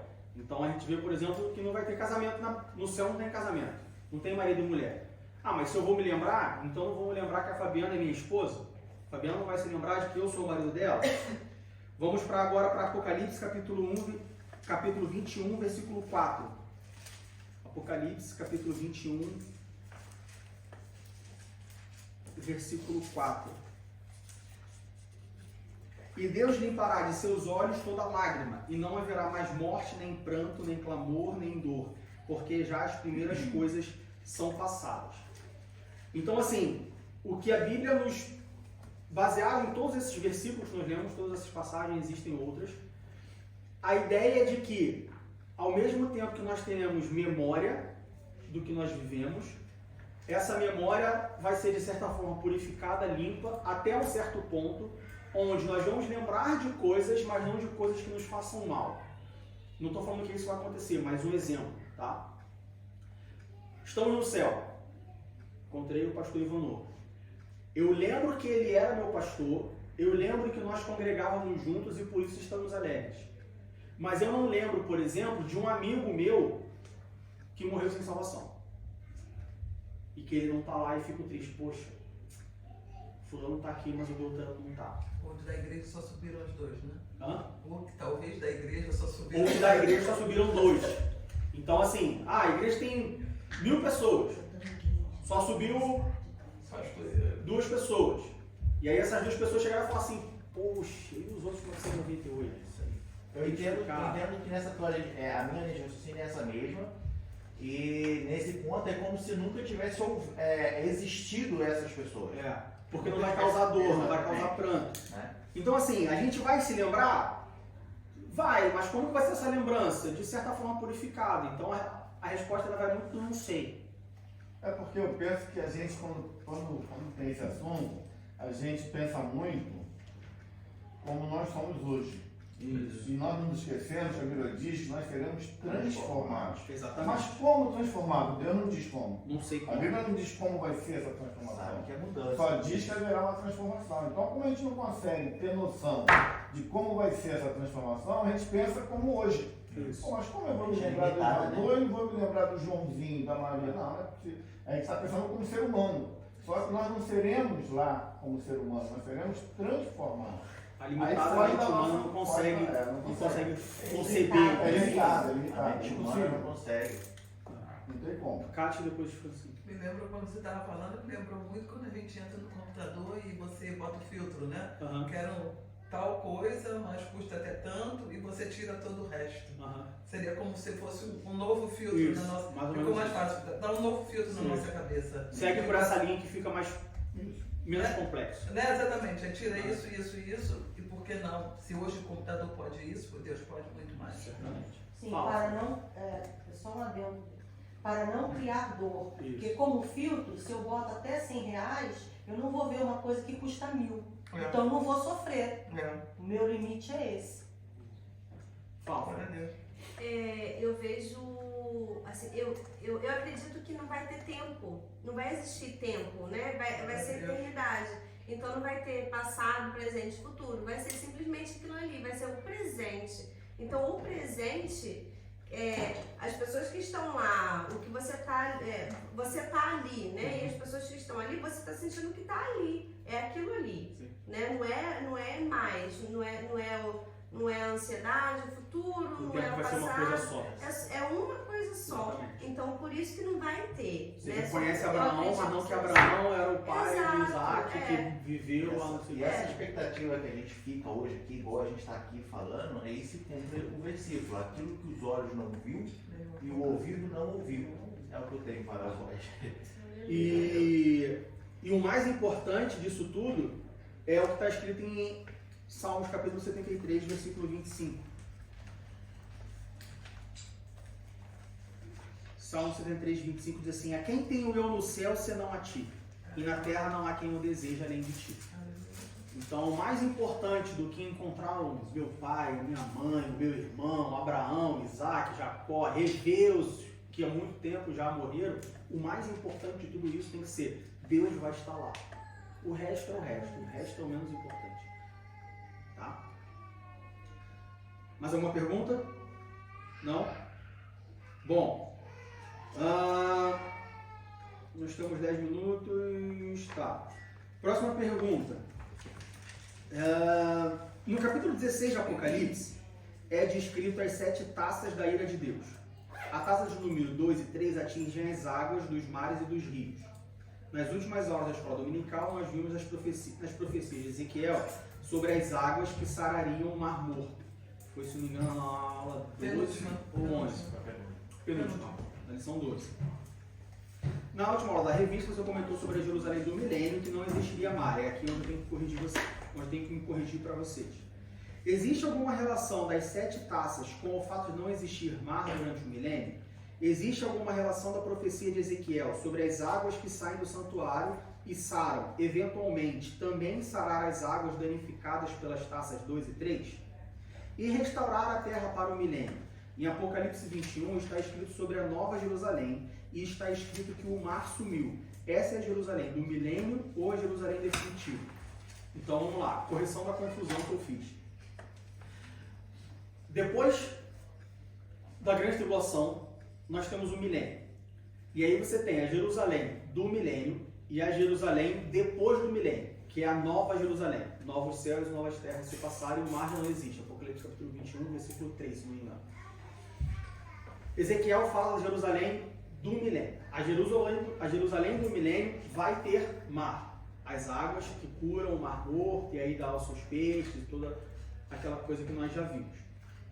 A Nova Jerusalém, depois do milênio, essa não vai ter mar. Eu disse, a correção é que eu disse que a Jerusalém do milênio ia curar o mar, mas não ia ter mar. Eu voltei lá, eu assisti ela de novo e ficou confuso. Eu dei a informação errada e ficou, acho que confundiu mais do que era para te confundir, acabou confundindo. Dos rios, caminho do mar. Dos rios, não, tudo isso continua. A correção é: a Jerusalém do milênio vai ter mar. A Nova Jerusalém, depois do milênio, essa não vai ter mar. E aí ela não vai ter mar, e lá em Apocalipse, no capítulo 21, diz: novo céu e nova terra, e o mar já não existe. E aí é uma outra concepção, porque depois do milênio, onde aí sim nós teremos a Nova Jerusalém, onde nós passaremos a eternidade, não faz sentido ter mar, assim como não faz sentido ter terra, assim como não faz sentido ter céu. Porque nós não seremos mais carne. Nós não seremos mais matéria física. É uma outra dimensão. Aí entra a transformação. Aí, assim, bota na caixinha, confia. Espera pra ver. Confia e espera pra ver. Tá? Não chega lá, você entende, né? Vamos chegar lá, você entende. Mas você não entendeu direito. Não, assim, Você não entendeu. bota na caixinha. É. Mas como assim não vai ter. Mas, não só, é outra história. Tá? Bota na caixinha. Então, a Nova Jerusalém, depois do milênio, não vai ter mar, assim como não vai ter terra, assim como não vai ter céu. Tá? A Jerusalém do milênio, essa vai ter mar e vai ter as suas águas saradas pela água que sai do trono. E sobre as 7 taças, a água que sai do templo, que vai sarar o mar morto, ela vai sarar também as águas que foram feridas pela segunda e terceira taça? Então, eu não encontrei nenhuma relação direta sobre elas. Tá? O que eu entendi, o que eu entendo é que as profecias de Ezequiel sobre a Jerusalém milenar, ela é, vamos dizer assim, local. Jerusalém, no lugar que existe hoje. As taças, assim como as trombetas e os selos, elas são um evento mundial. Então pode ser que as águas feridas pelas taças 2 e 3 sejam as águas do Pacífico, do Atlântico. Essas águas estão feridas, mas as águas do Mar Morto estão saradas. Isso faz um pouco de sentido do ponto de vista onde Jerusalém, sendo reinada Jesus reinando em Jerusalém seja um local de destaque em relação ao mundo. Todo mundo queira estar em Jerusalém, ou todo mundo que esteja em Jerusalém esteja no lugar bom, seguro, restaurado, e quem está fora de Jerusalém, ou seja, quem não serve a Deus, está aí sofrendo as consequências, tá? Então eu não encontrei, de novo, nenhuma relação direta entre as águas feridas pelas taças 2 e 3 serão saradas pela água que sai do templo na Jerusalém do milênio. Eu não encontrei nenhuma relação direta. O meu entendimento, o que eu entendo, é que as águas que saem do templo na Jerusalém milenar, tudo aquele acontecimento é um efeito local, vai acontecer em Jerusalém, onde hoje está a cidade de Jerusalém, naquela região. As taças 2 e 3 é um evento global. Então, nesse momento do milênio, pode ser que o resto do mundo todo esteja destruído, mas ali em Jerusalém tudo esteja restaurado. E aí, do ponto de vista narrativa, onde lá reinará em Jerusalém, nessa Jerusalém restaurada do milênio, reinará Jesus junto com a igreja e tudo mais, faz sentido que aquele ponto da terra seja um ponto restaurado, bom, que esteja tudo maravilhoso, e que o resto do mundo esteja totalmente destruído. Dessa narrativa faz tempo. Mas o mais importante é Romanos capítulo 8, versículo 18. Romanos capítulo 8, versículo 18. Diego, você foi desconfundir, confundiu mais ainda, e agora se vai ter mar, terra e céu e Jerusalém e taça, eu já não entendo mais, porque ficou tudo cada vez mais confuso. Cada vez que eu estudo mais escatologia, mais confuso fica. Romanos capítulo 8, versículo 18. Porque para mim tenho por certo que as aflições deste tempo presente não são para comparar com a glória em nós, que em nós há de ser revelada. Não se preocupe. Se preocupe, quer dizer, não se preocupa não. Não se preocupa com isso. Se preocupe em se manter firme, em se manter santo, porque a glória que vai ser realizada, que vai ser revelada, ela vai ser revelada. Se você permanecer firme e fiel, você não precisa se preocupar em entender todas essas coisas. Amém, Jesus. Tá? Porque quando essas coisas acontecerem, você vai estar lá, você vai estar vivendo, você vai estar a par da situação. Alguma pergunta? Não?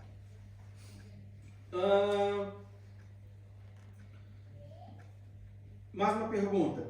Em relação ao milênio, Jesus voltará fisicamente. Virá como rei e reinará para os judeus, e todas as nações se voltarão contra Israel. Por que ele precisa vir à terra novamente fisicamente? Existe alguma relação dessa volta de Jesus agora como rei dos judeus, com o fato de que lá no Velho Testamento Deus dá ao povo o rei, Saul, que eles pediram, e quando Jesus veio e o povo não o reconheceu como seu salvador, não o veem como seu rei? E agora no milênio Jesus volta como o povo esperava? Bom, primeira resposta, não tem relação de Jesus voltar fisicamente como rei com os reis de Israel, com o fato de Israel ter pedido um rei lá para Samuel, não tem nenhuma relação.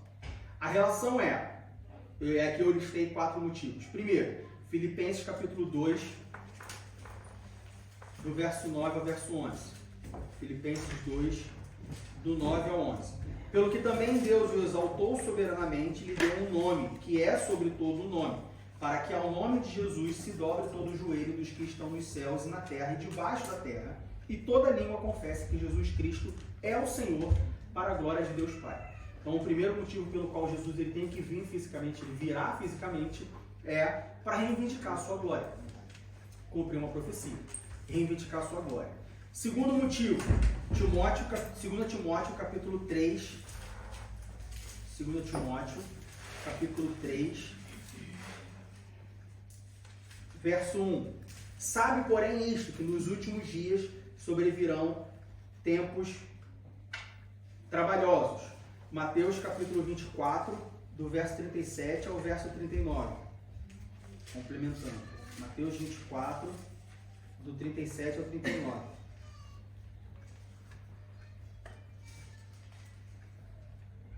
E como foi nos dias de Noé, assim será também a vinda do Filho do Homem, porquanto assim como nos dias anteriores ao dilúvio, comiam, bebiam, casavam e davam-se em casamento, até o dia em que Noé entrou na arca, e não o perceberam até que veio o dilúvio. E os levou a todos assim será também a vinda do Filho do Homem. Então, o segundo motivo pelo qual Jesus ele tem que vir fisicamente é para salvar o mundo. A Bíblia nos mostra que o mundo estará numa situação caótica, comparado a como era o mundo de Noé. Ah, mas o mundo de Noé, quando a gente fala sobre a história de Noé, quando a gente faz criança, parece que assim, era ruim, mas não era tão ruim, parece que hoje está pior. Não, assim, era uma situação caótica. Quando a gente olha para Sodoma e Gomorra, por exemplo, a situação era tão caótica a ponto de Deus destruir, tá? Então, o mundo vai estar caótico, por isso Jesus precisa vir fisicamente, para livrar o mundo, né? Para salvar o mundo. Esse é o segundo motivo. Terceiro motivo, cumprimento das profecias. Atos capítulo 1, versículo 11. É a profecia mais clara, vamos dizer assim, sobre a volta física de Jesus. Atos capítulo 1, versículo 11. Os quais lhe disseram: varões galileus, por que estás olhando para o céu? Esse Jesus que dentre vós foi recebido em cima do céu, há de vir assim como para o céu o vistes ir.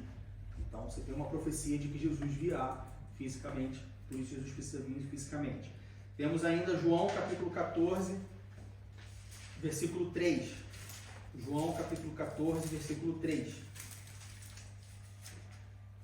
E se eu for e vos preparar lugar, virei outra vez e vos levarei para mim mesmo, para que onde eu estiver estejais vós também. O próprio Jesus fala que ele vai voltar para buscar aqueles os quais ele preparou um lugar.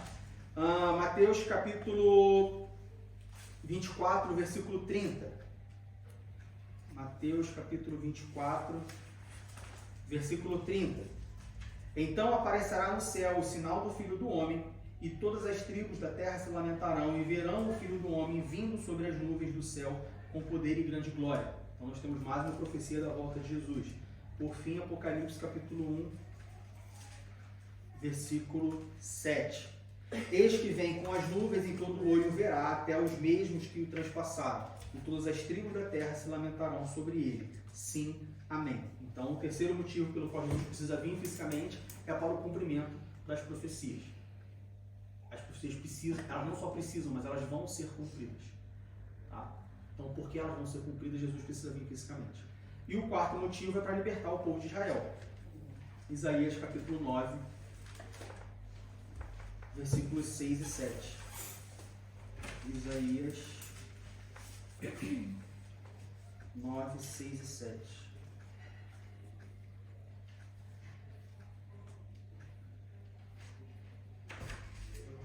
Isaías 9, 6 e 7 diz assim: porque ao menino nos nasceu, um filho se nos deu, e o principado está sobre os seus ombros, e o seu nome será maravilhoso, conselheiro, Deus forte, Pai da eternidade, príncipe da paz.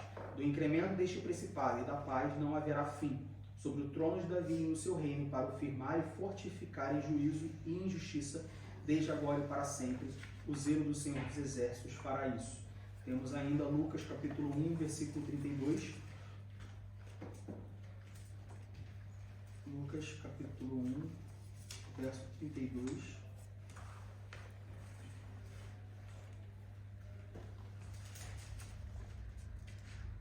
Lucas 1, 32. Este será grande e será chamado Filho do Altíssimo, e o Senhor Deus lhe dará o trono de Davi, seu pai. Temos Zacarias capítulo 14, versículos 3 e 4.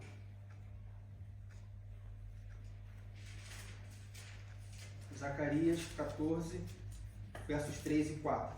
E o Senhor sairá e pelejará contra estas nações, como pelejou no dia da batalha. E naquele dia estarão os seus pés sobre o Monte das Oliveiras, que está de frente de Jerusalém para o Oriente. E o Monte das Oliveiras será fendido pelo meio, para o Oriente e para o Ocidente. E haverá um vale muito grande. E metade do monte se apartará para o norte, e a outra metade dele para o sul. Então, o quarto motivo pelo qual Jesus precisa vir fisicamente para dar início ao milênio é para salvar, para libertar o povo de Israel fisicamente, militarmente. Tá? Nós já passamos 2 minutos, mas só falta mais uma pergunta, então dá uma esticadinha. A última pergunta: sendo que depois do milênio Deus lançará Satanás e seus anjos no fogo eterno, neste caso apenas o fogo é eterno, ou Satanás e todos aqueles que foram lançados ali queimarão toda a eternidade? Bom, todos entenderam a pergunta? Qual é a pergunta? Sendo que depois do milênio Deus lançará Satanás e seus anjos no fogo eterno, Nesse caso, apenas o fogo é eterno, ou Satanás e todos aqueles que foram lançados ali queimarão toda a eternidade. Ou seja, Deus vai lançar Satanás e seus anjos no fogo eterno. O fogo é eterno, a pessoa lançada ali queima e acabou, ou a pessoa vai ficar queimando ali toda a eternidade. Vamos ver. Mateus capítulo 18, versículo 8.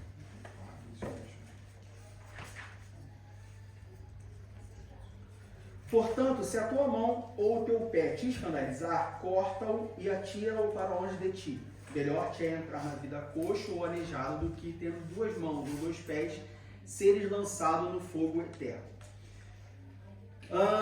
Judas capítulo 1, versículo 17. Judas capítulo 1, verso 17. Mas vós, amados, lembrai-vos das palavras que foram Judas 1,7, desculpa.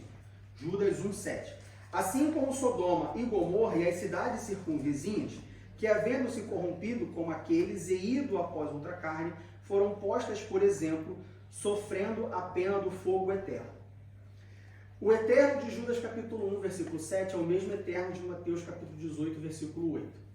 E aí eu pergunto aos irmãos, Sodoma e Gomorra está queimando até agora? Não. Não.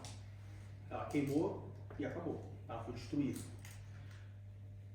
Esse eterno, no grego, significa aionios, que dá a ideia, esse eterno dá a ideia de que o efeito produzido pela causa será eterno. Mas não vai acontecer eternamente. Não entendeu? Já foi destruído, não tem como restaurar. Exatamente. Sodoma e Gomorra foi queimada no fogo eterno, mas não significa que ela vai estar queimando, ela começou a ser queimada e vai continuar queimando eternamente. A prova disso é que Sodoma e Gomorra não está queimando. Ela foi queimada, foi destruída e nunca mais foi restaurada. Ou seja, o eterno de Mateus capítulo 18, versículo 8 e Judas capítulo 1, versículo 7 é de que o efeito causado pelaquela ação, ele é eterno. Ou seja, Satanás e seus anjos vai ser queimado no fogo eterno, não que eles vão queimar eternamente, para todo sempre, ficar queimando e a carne nunca se consome, mas sim que eles serão queimados no fogo eterno e a morte causada pelo fogo eterno, ou seja, o fim da existência, será eterno. Continua. Tenho que pensar. Porque ele fala, tem uma passagem que Jesus fala que aquele que, não lembro como é que ele começa, que ele fala dizendo, que ele diz, termina dizendo que não sofrerá a dor da segunda morte. E se haverá então uma segunda morte, haverá o fim da existência. Então, É o fim da existência. Ou seja, quando Satanás e seus anjos forem lançados no fogo eterno, esse fogo ele vai existir enquanto houver combustível. A partir do momento que a pessoa, vamos colocar de uma forma mais literal, mais fácil de visualizar. Você tem um fogo eterno queimando ali. Aí vai vir Satanás e vai ser jogado ali naquele fogo. Esse fogo vai queimar Satanás. O efeito produzido, causado pela queima nesse fogo eterno, será eterno. Ou seja, Satanás nunca mais vai existir. A sua existência vai acabar e nunca poderá ser restaurada. O ímpio que for lançado nesse fogo, ele vai queimar. A partir do momento que ele queimar, que ele for queimado, a existência desse ímpio vai ser eterna. Nunca mais. Então, sofrimento eterno, não no sentido que a pessoa vai ficar queimando ali eternamente, gemendo eternamente para todo fim. Sofrimento eterno porque a existência desse espírito, dessa alma, não vai existir mais eternamente longe de Deus. Se você está longe de Deus, você está sofrendo. Mas a pessoa vai sentir, então. Fisicamente, Sim. não posso te falar que a pessoa vai sentir. Mas eu pedi na palavra de Deus. Olha só, eu vou listar alguns exemplos, algumas razões para a gente... Deixa para o próximo bloco. Então, eu vou listar algumas razões para a gente rejeitar esse sofrimento eterno, tá? Antes disso, vamos para Hebreus capítulo 9, versículo 12. Hebreus capítulo 9, versículo 12.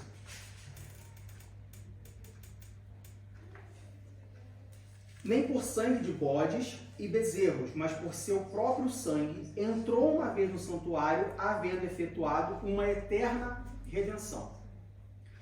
A eterna redenção, aqui de Hebreus capítulo 9, versículo 12, esse eterno é o sentido de completo, de plenitude, de final. O sacrifício de Jesus causou ou levou à eterna redenção, ou seja, o sacrifício de Jesus, ele foi um sacrifício completo, ele foi um sacrifício final. Nada mais existe depois disso. O castigo eterno, ele é um castigo completo, ele é um castigo final. Não existe outro castigo após ele. Ele marca o fim da existência de Satanás e seus anjos e todos os seus seguidores. Ainda, Malaquias capítulo 4, versículo 1. Malaquias capítulo 4, versículo 1. Porque eis que aquele dia vem ardendo como forno. Todos os soberbos e todos os que cometem impiedade serão como palha. E o dia que está para vir os abrasará, diz o Senhor dos Exércitos. De sorte que lhes não deixará nem raiz nem ramo. Ou seja, todas essas pessoas que foram naquele estado, todas as pessoas que arderem no fogo eterno, a partir do momento que elas queimarem, elas não vão mais existir. Não vai haver mais raiz nem ramo. Ela simplesmente some da face da terra. Diga. Eu tenho muitas perguntas a respeito. Tá, deixa eu continuar depois. Não, podia dizer, talvez que a gente pudesse uma outra vez, porque tem outros argumentos. Bom, deixa eu listar aqui as razões. Então, o eterno, do grego, é que o efeito causado será eterno. Não há como voltar desse estado. Algumas razões. Romanos capítulo 6, versículo 23. Romanos capítulo 6, versículo 23. Porque o salário do pecado é a morte, mas o dom gratuito de Deus é a vida eterna por Cristo Jesus nosso Senhor. Ou seja, o dom de Deus é a vida eterna. Se eu estou com Deus, Deus me dá a vida eterna. Se eu não estou com Deus, então eu não tenho a vida eterna. Então não faz sentido. Não. Isso me faz crer que se eu não estou com Deus, em algum momento a minha vida vai se acabar. E a partir do momento que ele acabar, o efeito causado para acabar essa vida vai ser eterno. Ou seja, se eu não estou com Deus, eu serei queimado no fogo eterno. Esse fogo, depois que ele me consumir, eu não posso voltar a ter vida novamente. O efeito que ele produz é eterno. A minha existência vai acabar. Mas Diego, aí aonde fica aquela ilustração que a gente até leu aqui no decorrer da escola, sobre o rico e o Lázaro? Aqui, eu tô vendo ela agora. Porque estou atormentado nesta chama. Sim, porque o Lázaro ele não estava no inferno. O inferno não foi inaugurado ainda. Ele estava no Hades. O Lázaro está no Hades. O Hades é um pré-estágio. Eu não quero chamar de estágio intermediário para a gente não cair na questão do purgatório. Mas o inferno, o lago de fogo e enxofre, ele não foi inaugurado. O inferno não existe. Está preparado para o diabo. Ele está preparado para o diabo e seus anjos.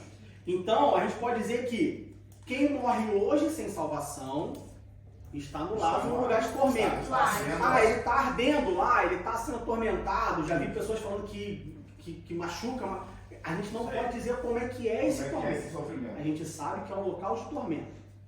Mas depois do juízo final, onde Satanás e os seus anjos, todos aqueles que o seguem, forem lançados no lago de fogo e enxofre, para juízo eterno, vai acabar a existência. Segunda razão, Apocalipse capítulo 21, versículo 4. Apocalipse 21, versículo 4 diz assim: E Deus limpará de seus olhos toda lágrima, não haverá mais morte, nem pranto, nem clamor, nem dor, porque já as primeiras coisas são passadas. A revelação divina nos mostra que vai chegar um momento em que tudo vai mudar. Se a gente partir do princípio, ou se a gente for pelo caminho de que vai haver um fogo em algum lugar da existência, em algum lugar da criação, vai haver um fogo queimando eternamente pessoas em sofrimento, isso, de certa forma, perpetuaria e imortalizaria o pecado. Eu estou aqui, ali tem um fogo. O que acontece ali? Não, ali é o fogo das pessoas que pecaram. O pecado está imortalizado ali. Eu estou perpetuando o pecado e a ação do pecado. Ele continua atuando sobre aquelas pessoas. Ele continua atuando sobre aquelas pessoas. Do ponto de vista de transformação do mundo, da criação, e aqui onde eu falei que a gente tem que colocar na caixinha, que não sei como é que vai ser, só sabe que vai ser completamente diferente. Desse ponto de vista, todas as coisas velhas já se passaram, ou seja, não existe mais pecado. Não tem por que eu ficar ali queimando o pecado. Ter a ideia de que um fogo eterno, queimando eternamente uma pessoa fisicamente, isso imortalizaria o pecado, perpetuaria o pecado. Isso perpetuaria o sofrimento, a dor, de certa forma até mesmo contrariando a natureza divina. Por que Deus vai deixar queimando ali uma pessoa eternamente? Deus é um sádico? Deus é como o imperador Nero, que pegava os cristãos e botava fogo para acender Roma. A tocha, fazia as pessoas de tocha ficavam ali observando. Não, essa não é a natureza divina. Então não faz sentido você ter um fogo eternamente queimando com as pessoas gritando, berrando, sofrendo ali. Por fim, Hebreus capítulo 9, versículo 26. Hebreus capítulo 9, versículo 26. Hebreus capítulo 9, versículo 26 diz assim: de outra maneira, necessário lhe fora padecer muitas vezes, desde a fundação do mundo, mas agora, na consumação dos séculos, ou seja, quando Cristo uma vez se manifestou para aniquilar o pecado pelo sacrifício de si mesmo. O propósito é aniquilar o pecado não existe, o mal não existe. Poxa, Diego, mas aí então Satanás em seus anos é assim? Satanás atormentou o mundo durante não sei quantos anos. As pessoas viveram sem Jesus não sei quantos anos. E aí assim, ele sofre um pouquinho, são lançados no fogo eterno, e aí desaparece e queima. Você quer uma pena, vamos dizer assim, uma consequência pior do que essa?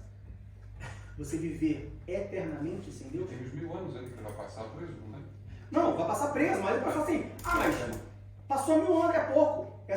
Aí lembra que a gente está falando da justiça mais cedo? Essa justiça é pouca para Satanás. Passar 1000 anos preso, essa justiça de simplesmente deixar de existir é pouco para quem segue Satanás, para quem não segue a Deus. Você quer uma pena maior do que passar a eternidade sem Deus? Não existe pena maior que essa. Porque se a gente entender que existe algo maior do que passar a eternidade com Deus, então, do outro ponto de vista, existe algo maior do que passar a eternidade com Deus. Porque a gente não crê nisso. A gente crê que passar a eternidade com Deus é algo maior, é o maior que pode acontecer na nossa vida. Então, da mesma forma como que para nós, salvos em Cristo Jesus, passar a eternidade com Deus é o nosso objetivo, e o nosso maior galardão, a nossa maior recompensa, vamos dizer assim, a maior coisa que pode acontecer na nossa existência, passar a eternidade longe de Deus é o pior que pode acontecer. E como que se passa a eternidade longe de Deus? Morrendo eternamente. Então, e aí vamos para Efésios capítulo 1, versículo 4, para a gente encerrar. Efésios capítulo 1, versículo 4, que diz assim: como também nos elegeu nele antes da fundação do mundo, para que fôssemos santos e irrepreensíveis diante dele em amor. A obra sacrificial de Jesus é nos redimir e nós passarmos, nos fazer santo e passar a eternidade, e para que nós passarmos a eternidade com ele nos céus. A obra de Jesus é conosco. Então a gente não deve se ater a Jesus na eternidade, mas também ficar com ele cumprindo. Não, mas quem não for, vai acontecer o que com ele que não vai? Eu estou aqui indo para a igreja todo domingo. Mas quem não segue, vai acontecer o que com ele? Ele vai sofrer também? Como que? Não, só o castigo dele não me interessa. O castigo dele não faz diferença na minha vida. Ele vai passar a eternidade longe de Deus. Se ele vai passar a eternidade longe de Deus, queimando, não queimando, não interessa. Você quer, então a satisfação, aí entra o egoísmo do ser humano, aí entra a inveja do ser humano, aí entra a ação do pecado. O ser humano, ele tem a ideia de que não, eu estou aqui comendo pão que o diabo amassou, mas um dia eu vou morar na eternidade, e aqueles que não morreram salvos vão estar lá queimando.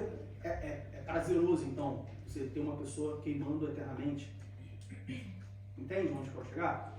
A gente tem esse sentimento de vingança esse sentimento de justiça que muita gente coloca, onde nos dá prazer saber que eu passei a minha vida inteira seguindo a Cristo, ou seja, não posso fazer aquilo que eu quero, tenho que andar na linha, tenho que me santificar, mas ó, também um dia que Jesus voltar e que eu morar eternamente com Deus, quem não fez isso vai estar lá.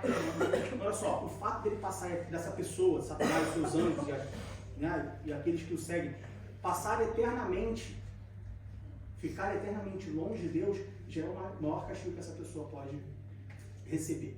Então, não há nenhuma base bíblica para a gente crer que terá de fato um fogo eternamente queimando as pessoas para todo sempre. Biblicamente isso não faz muito sentido. E o rico Lázaro, de novo, lá era o Hades, lá não era o inferno. Hades é um lugar intermediário, assim como o seio de Abraão, assim como o Sheol. Tá? Assim como o céu não foi inaugurado, o inferno também não foi inaugurado. A ideia mais próxima é que o lago de fogo e enxofre será um fogo eterno, que vai queimar enquanto tiver combustível. A partir do momento que a última pessoa cair nesse lago, esse fogo ele se apaga. Quem caiu ali, quem foi queimado ali, não existe mais eternamente, não há mais como voltar a ter, voltar à vida, e todas as coisas vão se refazer, tudo será transformado, novo céu, nova terra. Não vai ter mais céu, terra, mar, lago, fogo, não, vai ser uma outra dimensão. Como que vai ser essa dimensão? Não posso tentar explicar porque o nosso intelecto não consegue alcançar.